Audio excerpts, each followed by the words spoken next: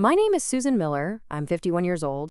At 11:23 on a Tuesday morning in February, I found my mother sitting in a wheelchair beside a radiator that wasn't working, wearing someone else's sweater. Not misplaced laundry, someone else's sweater. It was brown, stretched at the collar, with a name tag inside that said Mrs. P. Donnelly in black marker. My mother's hands were folded in her lap, thin and blue-veined, resting on a blanket that smelled faintly of bleach and urine. Her hair, which she had worn in soft white curls every day of my childhood, lay flat against her scalp. Her lips were cracked. Her room had one narrow window, a stained ceiling tile, and a plastic cup of water on the bedside table just beyond her reach.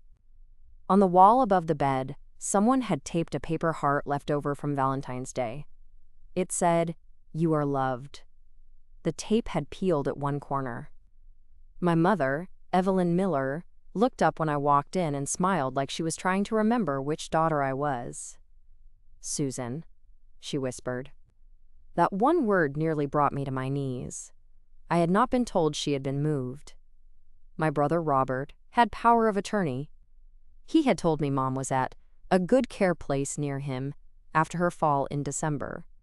He said she needed skilled help, said the doctor recommended it, said the facility was clean and safe, said he was handling everything because I lived 4 hours away and had enough on my plate. I believed him, not because Robert had earned that trust, because I wanted to believe my brother would not neglect the woman who had packed his lunches for 12 years, co-signed his first car, paid his divorce attorney, and still called him Robbie, even after he turned 54 and learned to use guilt like a second language. The facility was called Maple Glen Rest Home. Rest. There was no rest in that building. The hallway smelled like overcooked cabbage disinfectant and something sour underneath.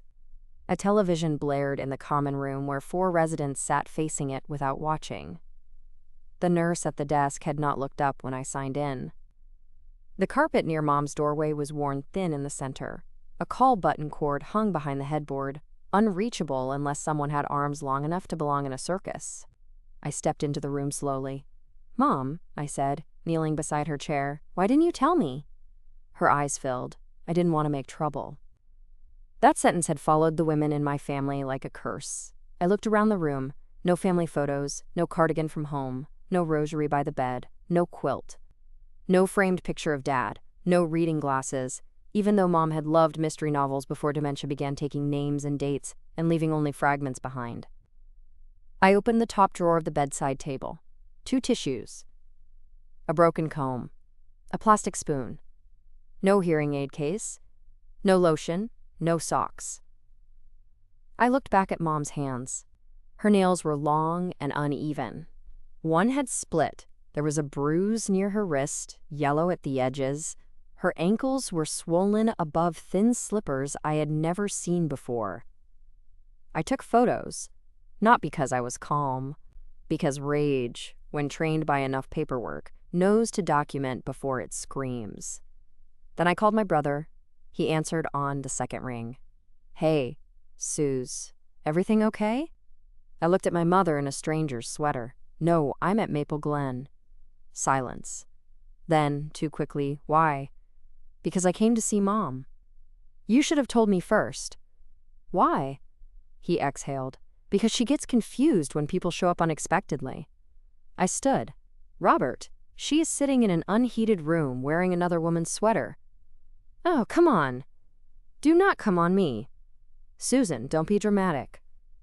There it was, his favorite word for any woman who noticed facts before he had time to rewrite them. Dramatic. I turned toward the window. Outside, gray snow was piled along the parking lot edges, dirty and hard as stone. "Where is Mom's pension going?" He laughed once. "What?" "Where is her pension going?" "To her care, obviously." "Then why is she in this place?" His voice hardened. "You have no idea what care costs." "I'm about to find out." "Susan." "No, I'm about to find out exactly." What Robert did not know was that before I left Maple Glen that day, I would request a copy of every invoice, every care note, every payment record, and every itemized charge I was legally allowed to obtain as Mom's daughter and emergency contact. What he did not know was that Mom's pension deposits were visible in the bank statements he had stopped forwarding. What he did not know was that the monthly facility bill was less than half of her pension income. And what he absolutely did not know was that he had been using the rest to pay his mortgage, truck loan, credit cards, and a golf club membership he had described online as self-care after caregiver burnout. Caregiver. He had visited Mom twice in 6 weeks. I hung up before he could call me dramatic again. Then I placed my hand over Mom's and said, "I'm going to fix this." She squeezed my fingers weakly. "Don't fight with Robbie." I looked at her cracked lips, the unreachable water, the wrong sweater, the bruise, the empty walls. "I'm not going to fight with him, Mom," I said. "I'm going to bring receipts." This is that story. Before I tell you how my brother learned that calling a woman dramatic does not erase bank records, facility invoices, and photographs of neglect, tell me where you are watching or listening from, and what time it is there. I always wonder who hears stories like this while remembering the moment they realized family handling it sometimes means family hiding it. And if you connect with stories about women who were betrayed, underestimated, dismissed, and quietly took their power back, like and subscribe to Ultimate Revenge. Some women do not win by shouting. Some women bring a folder to court. I grew up in Erie, Pennsylvania, in a narrow yellow house with a postage stamp yard, aluminum awnings, and a kitchen that always smelled like onions, coffee, and whatever my mother could make from nothing. My father, Thomas Miller, worked at the rail yard for 35 years. My mother, Evelyn, worked part-time at a pharmacy and full-time keeping our family alive in all the ways nobody notices until the person doing them stops. She packed lunches, balanced checkbooks, kept birthday cards in a shoebox by month, remembered who needed new shoes, stretched paychecks, and never once bought herself a winter coat until every child had one first. There were 3 children. Robert was the oldest, then me, then our younger sister Linda, who died in a car accident at 22. That loss changed the shape of our family permanently. My mother never recovered in the loud way people expect grief to look. She did not stop cooking. She did not stop going to church. She did not collapse at the grocery store. She simply became quieter, as if some internal room had closed and locked itself. Robert became more important after Linda died. That is the kindest way to say it. He was the only son, the eldest, the one who lived nearby, the one Mom believed needed her most, because he always seemed almost okay, almost employed steadily, almost caught up on bills, almost finished with a plan, almost ready to repay whatever he had borrowed last. I was the middle daughter, which, in our family, meant reliable enough to call, not fragile enough to protect. By 30, I had moved to Pittsburgh for work. I became a claims analyst for a health insurance company, which made everyone in my family assume I understood medical bills and therefore could solve any insurance issue within 20 minutes. I married at 32, divorced at 41, and had one daughter, Kate, now 23, who taught me that loving someone does not mean removing every obstacle from their path. My mother never learned that lesson with Robert. The symbolic object in this story was Mom's red pension binder. It was a thick 3-ring binder with plastic sleeves, labeled in Mom's handwriting: pension, Social Security, insurance, important papers. She created it after Dad died. I helped her assemble it over a long weekend at her kitchen table. We sorted survivor benefits, pension statements, Medicare cards, supplemental insurance, bank information, funeral insurance, deed documents, and the power company budget plan, because Mom said being a widow was mostly paperwork with crying in between. She was right. Inside the front pocket of that binder, she kept a handwritten note: "If I get confused, follow the papers. Do not follow whoever talks loudest." At the time, we laughed. Later, I understood that note was not cute. It was prophecy. After Dad died, Mom managed well for several years. She lived alone, went to church, played cards on Thursdays, gardened badly but enthusiastically, and called me every Sunday evening at 7. She sent Robert home with leftovers almost weekly. She sent me newspaper clippings about people I did not know but was apparently supposed to remember. She remembered Kate's exam dates better than Kate did. Then little things began to slip. She paid the electric bill twice and forgot the water bill entirely. She put her car keys in the freezer. She called me one night asking whether Linda was coming for Thanksgiving. I sat on my kitchen floor after that call and cried with my hand over my mouth because grief is cruel when it arrives wearing an old name. I drove up the next weekend. We went to the doctor. Mild cognitive impairment became early dementia, became something we needed to plan around. Robert said all the right things. Mom should stay home as long as possible. We'll all pitch in. I'm 5 minutes away. You shouldn't have to drive from Pittsburgh every week. It sounded good. That was how Robert was. His first draft of himself was always impressive. I set up medication delivery. I arranged automatic bill pay. I found a neighbor to check in twice a week. I paid for a cleaning service twice a month. Robert was supposed to visit every evening. He said he did. Mom said he did, though later I learned she sometimes said yes to questions, because yes made people stop looking worried. When Mom's dementia worsened, we met with an elder law attorney. Her name was Patricia Lowell, and she had the calm expression of a woman who had watched families reveal themselves across conference tables for 30 years. She recommended powers of attorney, medical directives, and care planning. Robert insisted he should be financial power of attorney because he lived closest. I hesitated. Mom looked at me. "Susan, your brother is right there." I said, "I can still help with bills remotely." Robert looked wounded. "Do you not trust me?" That question worked because Mom heard it. She patted his hand. "Robbie, of course we trust you. I signed a successor, not co-agent, successor." That mistake haunted me. Patricia Lowell looked at me across the table as we signed documents. Her eyes said, "Are you sure?" I was not. But Mom was tired, Robert was offended, and I was 4 hours away. So I let peace win over structure. Peace has terrible long-term interest rates. At first, Robert sent updates. He forwarded monthly account summaries, care receipts, pharmacy charges, grocery bills.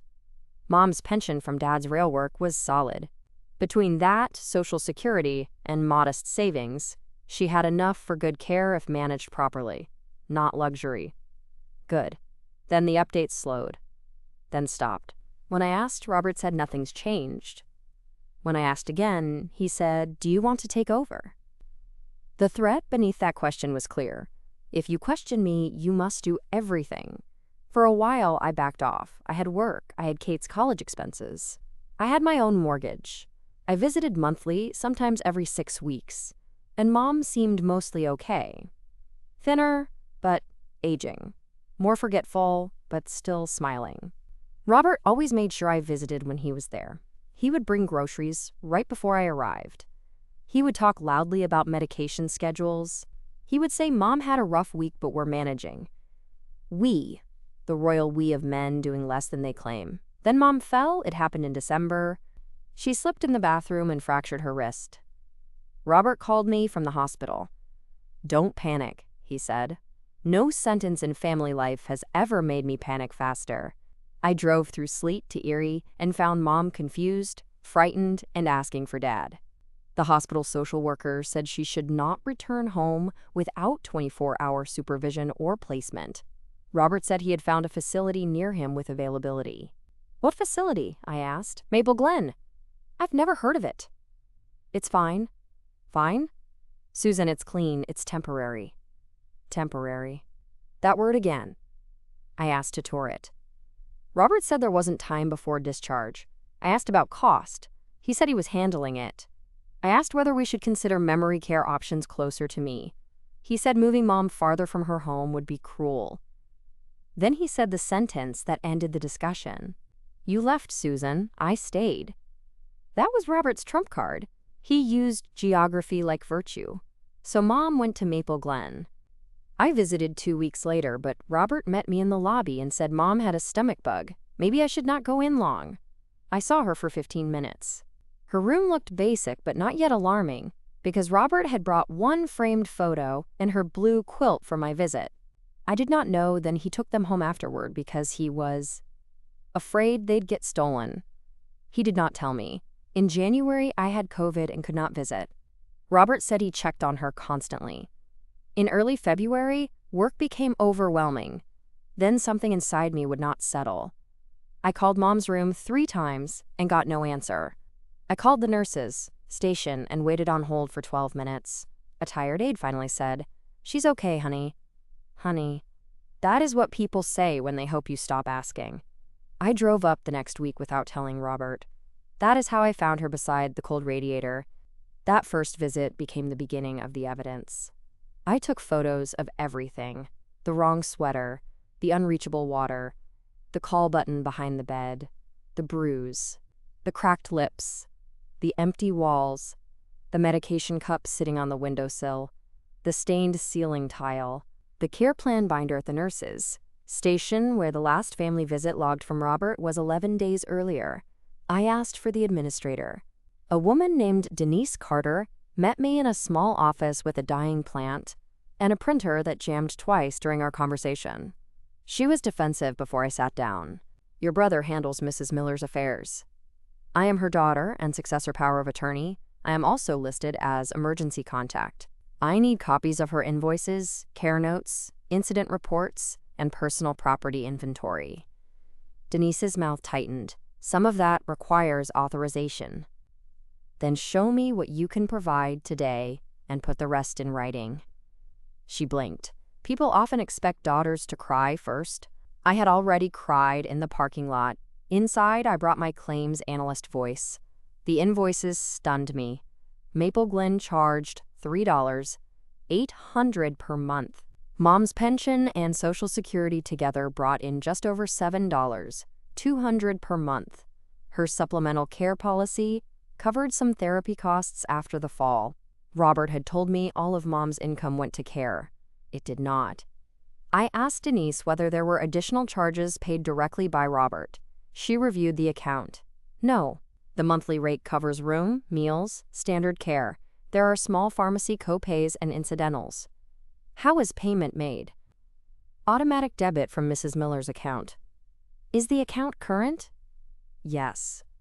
That meant Robert was not even writing checks. Mom's account was paying Maple Glen automatically, while Robert told the family he was handling expenses. I asked for Mom's care notes. Denise provided a summary, but not full records until authorization was confirmed. Even the summary was enough. Weight loss, 9 pounds in 5 weeks. Missed hair appointment. Refused lunch several times. Bruise noted. Source unclear. Family notified. Robert Miller. Voicemail left. Voicemail left. Not resolved. Not documented follow-up. Voicemail left. I left Maple Glen with copies, photographs, and a fury so steady it almost felt like purpose. My next stop was Mom's house.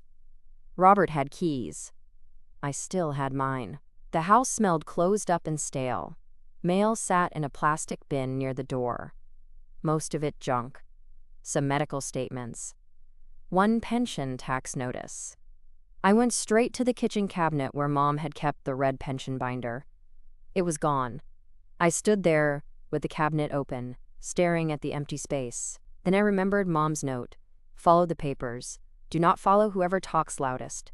If Robert had taken the binder, the papers still existed somewhere else.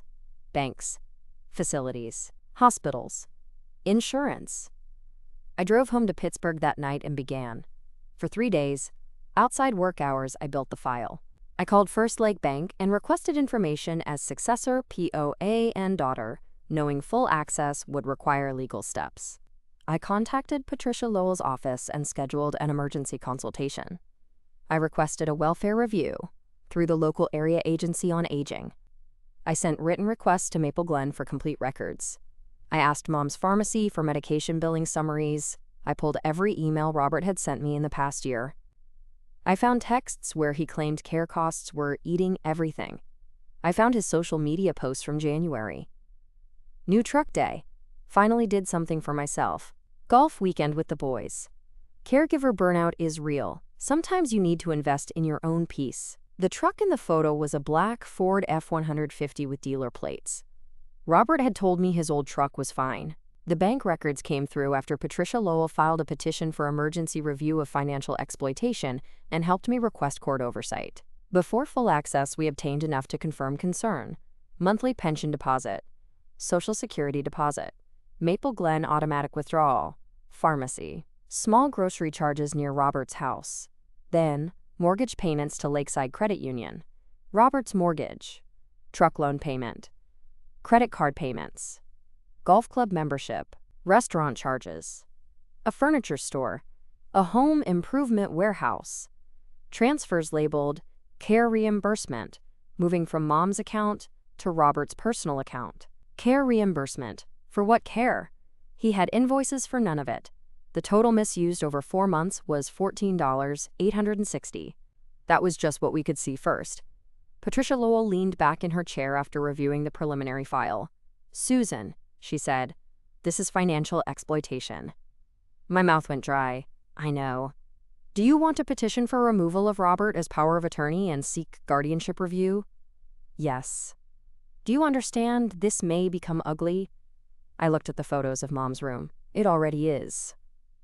We filed. Robert found out 2 days later. He called me at 8:30 in the morning while I was at work. "What the hell are you doing?" I stepped into a conference room and closed the door, protecting Mom. "You filed court papers?" "Yes." "You're accusing me of stealing?" "I'm asking the court to review bank records." "Same thing." "No one is a process. One is a conclusion." He laughed bitterly. "You always loved making me look bad. You made mortgage payments from Mom's account." Silence. Then I reimbursed myself. For what? Care expenses. What care expenses? You wouldn't understand. You're not here. There are no invoices, Robert. I bought things for her. What things? Supplies? What supplies? He exploded. You are unbelievable. You show up once, take a few sad pictures, and now you're trying to take over like some hero. I looked through the conference room glass at my coworkers moving calmly past with coffee cups, living in a world where mothers were not sitting in cold rooms wearing strangers' sweaters. Robert, Mom has lost 9 pounds. She has dementia. That happens. Her call button was behind the bed. That's a facility issue. You said she was in a good place. It was the best available. Her pension could pay for better. She needed to stay near me. You visited twice in 6 weeks. That's a lie. I have the visitor log. He went quiet again. Then he said, low and cold, "You're going to regret this." For the first time in my life, my brother scared me. Not because he could hurt me physically. Because he had no idea yet that regret could belong to him. I said, "Bring your receipts to court." Then I hung up. I need to pause here for a second. If you have ever been called dramatic for noticing neglect, you know exactly what that phone call felt like. Some people do not deny facts because facts are false. They deny facts because admitting them would reveal who they have been while no one was watching. If this story is hitting close to home, leave a comment and tell me what receipt finally proved you were not imagining things. And if you have not already, subscribe to Ultimate Revenge. The quiet part is over. The emergency hearing was scheduled for March 3rd. I spent the 2 weeks before it gathering everything. Maple Glen invoices.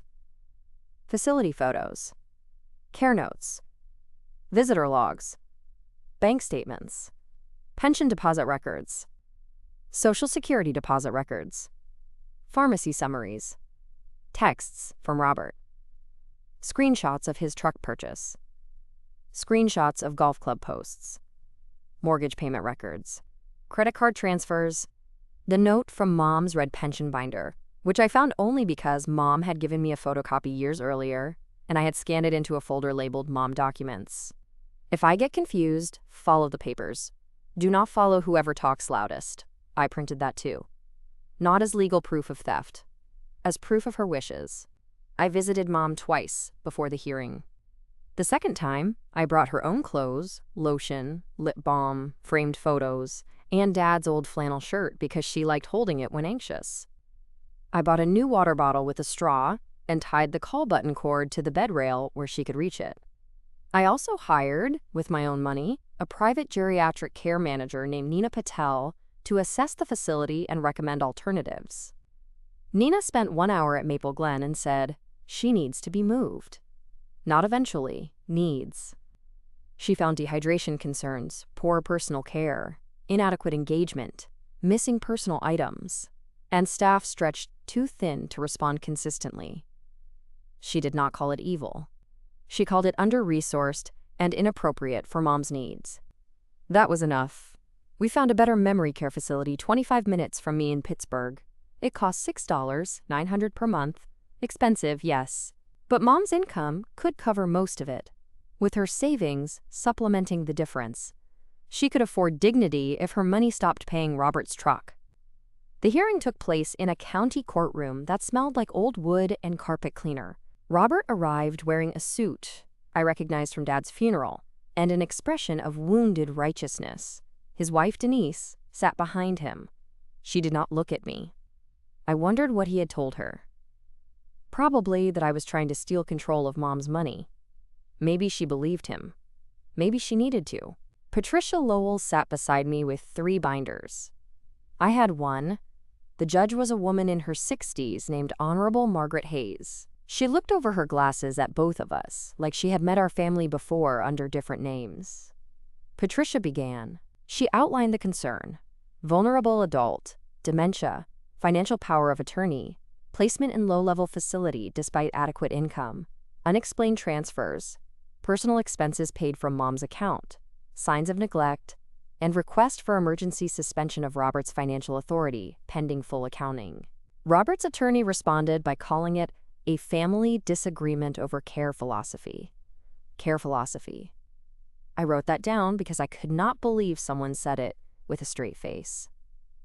Then Patricia showed the photos. Mom in the wrong sweater. The cracked lips. The unreachable call button. The stained ceiling tile. The empty room. The bruise. Judge Hayes leaned forward slightly. Robert looked down.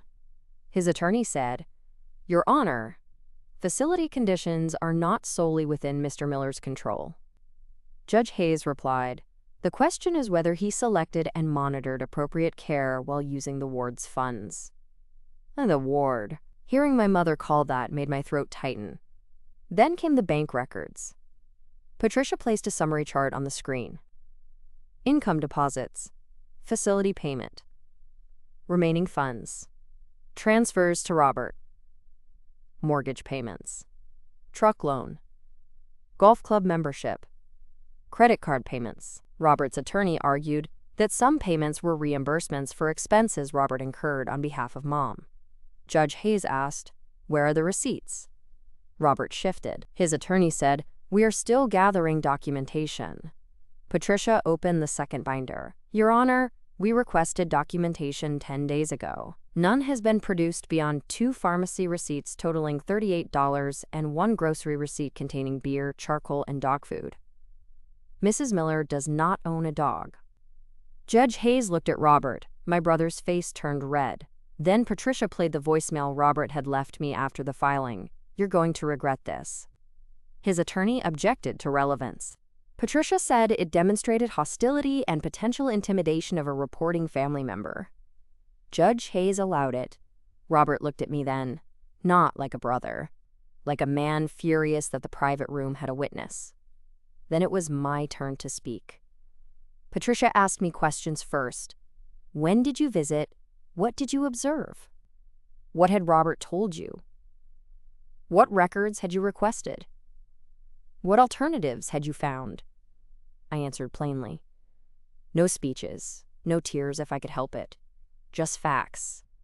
Then Robert's attorney asked, "Miss Miller, you live 4 hours from your mother, correct?" "Yes." "And your brother has been local?"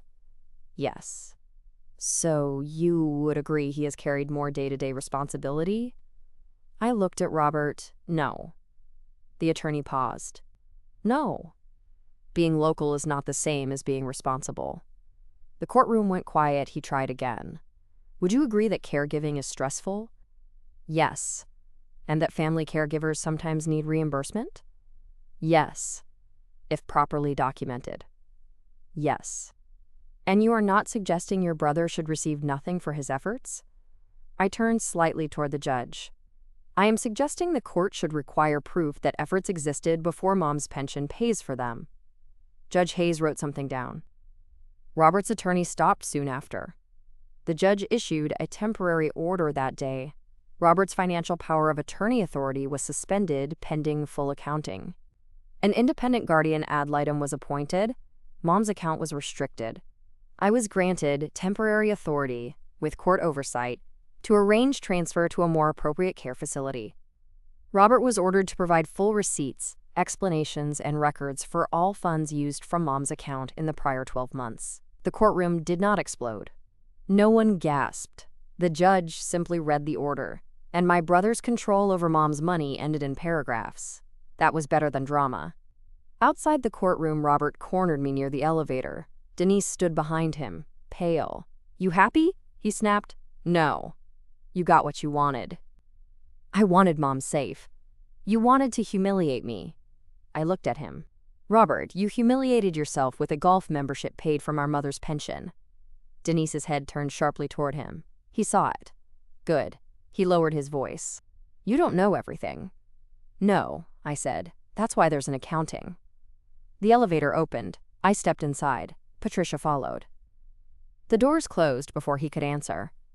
Mom moved 8 days later. I was there when the transport van arrived at Maple Glen. I packed what little she had. Her clothes, the new lotion, Dad's flannel, the photos I brought, 2 paper flowers from an activity cart, and the blue blanket I had ordered because her original quilt was still missing. The administrator, Denise Carter, asked me to sign discharge papers and said, "We're sorry, this didn't meet your expectations." I looked at her. My expectations were water, heat, clean clothes, and reachable call buttons. She did not respond. At the new facility, Rosehaven Memory Care, a nurse named Carla greeted Mom by name before reading a chart. That mattered. The room was warm. The window looked out over a small courtyard with bird feeders. There was a shelf for photos, the call button clipped to her blanket. A staff member asked whether Mom preferred tea or coffee. Mom said tea, then looked surprised when tea arrived. I went into the hallway and cried. Nina Patel, the care manager, stood beside me. "Good tears or bad tears?" she asked. "Both." "That happens." Mom improved within 2 weeks, not cured. Dementia does not reverse because someone is kinder. But she gained weight. Her skin looked better. Her hair was washed and curled once a week. She joined Music Hour. She called one aide Linda, which hurt and comforted me at the same time. She had her own sweaters, her own blanket, her own photos, her own name on the door. That should not have felt like victory. It did. Meanwhile, Robert's accounting collapsed. He submitted a packet of receipts that looked like a man trying to build a bridge from napkins. Gas receipts with no purpose. Restaurant meals near his workplace. Home Depot purchases for Mom's repairs delivered to his address. Cash withdrawals with handwritten notes saying supplies. Mortgage payments, he claimed, were reimbursement because he, quote, had reduced work hours to manage Mom's care, though employment records showed he had not reduced hours. Truck payments, he attempted to justify as transportation for Mom, even though Mom had never ridden in the truck. Golf club dues, he said, were part of mental health respite. Patricia read that line aloud in her office and removed her glasses. Bold. I laughed for the first time in weeks. Not because it was funny, because sometimes audacity becomes absurd enough to keep you from breaking. The full hearing happened in May. By then, the guardian ad litem had visited Mom, reviewed records, interviewed facility staff, and submitted a report recommending that Robert not be restored as financial agent. The report noted concerns of financial exploitation, poor care oversight, inadequate documentation, and conflict of interest. Robert looked smaller at the second hearing. Angrier, too. His attorney had fewer soft phrases this time. Patricia presented the full accounting comparison. 12 months of Mom's income, $86, $400 approximately. Documented care expenses before Maple Glen and after. Pharmacy, groceries, home aids, facility fees. Unexplained or improper payments benefiting Robert, $38, $940, $38,940. The number sat in the courtroom like a third sibling. Judge Hayes asked Robert directly, "Did you use your mother's funds to make personal mortgage payments?" Robert said, "I intended to repay." "That is not what I asked." His jaw tightened. "Yes." "Did you use her funds for truck payments?" "I transported items for her." Did you use the truck to transport Mrs. Miller? No. Did you use her funds for golf club dues? Robert's attorney stood. Your Honor. Judge Hayes raised one hand. Robert said, I was under stress. The judge looked at him for a long moment. Mr. Miller, stress does not create entitlement to a vulnerable adult's pension. I wrote that sentence down. Stress does not create entitlement. The judge ordered Robert removed permanently from financial authority, required restitution subject to a repayment schedule, and possible further civil action, referred the matter for review by Adult Protective Services and appropriate financial exploitation channels, and approved my appointment as Mom's guardian of finances under court supervision. It was not a victory that made me happy. It was a victory that made me tired. Afterward, Denise approached me in the hallway. Robert's wife. She looked devastated. I didn't know, she said. I believed her. Not fully because belief had become expensive, but enough. I know. He told me the money was reimbursement. I know. He said you were trying to move your mom for control. I know. She looked toward Robert, who was speaking angrily to his attorney. I should have asked more questions. Yes, I said. She flinched, then nodded. You're right. 2 months later, I heard she and Robert separated. I did not celebrate. Financial abuse does not usually harm only one person. It spreads through households like smoke. Robert did not apologize for a long time. At first, he sent angry emails through his attorney, accusing me of poisoning Mom against him, as if Mom could remember breakfast reliably enough to be politically influenced. Then he sent one message directly, which I forwarded to Patricia without answering. You always wanted to be the good one. I stared at that sentence for a long time. The good one. As if goodness were the prize. I did not feel good. I felt furious, sad, guilty, relieved, exhausted, and haunted by the image of Mom's water cup out of reach. I visited Mom every Saturday now. Not because I was proving something to Robert. Because I could. Because she was near me. Because the staff at Rosehaven welcomed me into a room that did not smell like neglect. I brought flowers, lotion, mystery novels she no longer followed but liked holding, and once, a small radio that played old hymns. Sometimes she knew me. Sometimes she called me Linda. Sometimes she called me dear. One afternoon, while I brushed her hair, she said, Robbie was always a hungry boy. I froze. What do you mean, Mom? She looked at her hands. Always needed more plate. Then she drifted away into humming. I do not know if she meant food, money, attention, forgiveness, or all of it. Mothers sometimes tell the truth in fragments when dementia has taken the rest. I kept the red pension binder in my home office now. We never recovered the original from Robert, but I rebuilt it. Pension records, Social Security, insurance, court orders, care invoices, bank statements, Rosehaven bills, guardian reports, receipts for clothing and personal care, photos of her new room, and a copy of Mom's note. Follow the papers. Do not follow whoever talks loudest. On the front, I added a label. Evelyn Miller, protected. 1 year after the first hearing, Rosehaven held a family luncheon. Nothing fancy. Soup, sandwiches, cookies, paper napkins, a pianist playing songs from the 50s. Mom wore a lavender sweater and had her hair curled. She sat beside me, tapping her fingers to the music. Robert came. I had not expected him. He walked into the common room thinner, older, wearing a plain jacket. He stopped near the doorway when he saw me. I almost stood and left. Then Mom looked up and smiled. Robbie. Her face lit in the simple way dementia sometimes gives love without context. He broke. Not dramatically. His shoulders just folded inward for a second. He came to the table. Hi, Mom. She touched his sleeve. You're late for supper. He looked at me. I said nothing. He sat. For 20 minutes, we listened to music. Mom ate half a cookie. Robert handed her a napkin when crumbs fell. He did not perform. He did not explain. He did not mention court. After lunch, I walked him to the hallway. He stood with his hands in his pockets. She looks better, he said. Yes. He nodded. I didn't think Maple Glen was that bad. I looked at him. Yes, you did. His eyes filled. He looked away. After a long time, he said, "I didn't go enough to know." That was the first honest sentence. Not enough, but first. He continued, "I got overwhelmed. Yes, and greedy. I did not expect that word."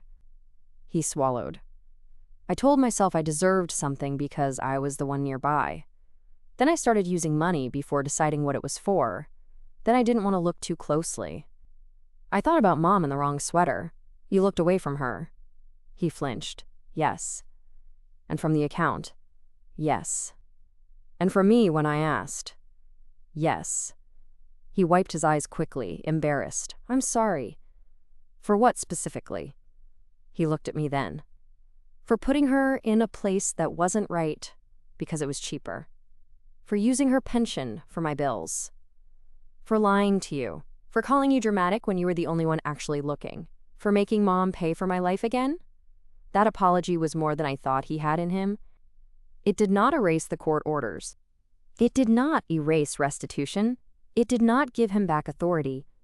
But it gave the truth a voice from his mouth. I accept that you said it, I told him. He nodded. I know that's all I get. Right now, yes. He looked through the glass window at Mom, who was clapping off beat while the pianist played You Are My Sunshine. She always gave me too much. Yes. I let her. Yes. He nodded again. Payments are current. I know. Of course I knew.